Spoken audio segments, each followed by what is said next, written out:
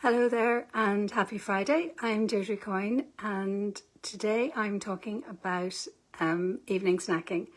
So when it comes to our evenings and perhaps particularly at the weekends, often the evening times can be a time where we reach for perhaps less nutritious snacking.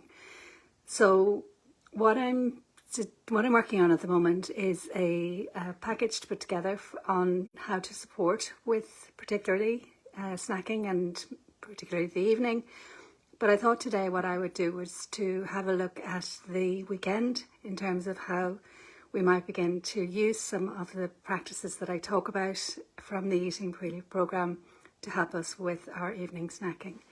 So one of the first technique or the first tool that I wanted to discuss was the delay, distract, decide technique. And this is where when we come perhaps in from work or when we've had our dinner and we're thinking, oh my goodness, I really deserve whatever it is that those snacks that are less healthy are, that we delay the craving or the urge to have those foods for 25 minutes.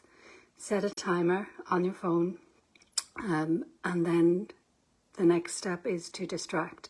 So to do something, not the time for a really self-care technique, but more for something you've been meaning to do. It might be tidying out a drawer or getting through some emails or whatever it is. And the final step, when the alarm goes off or the phone goes off, is to decide. And that is to decide if it is a craving, then that craving will have passed.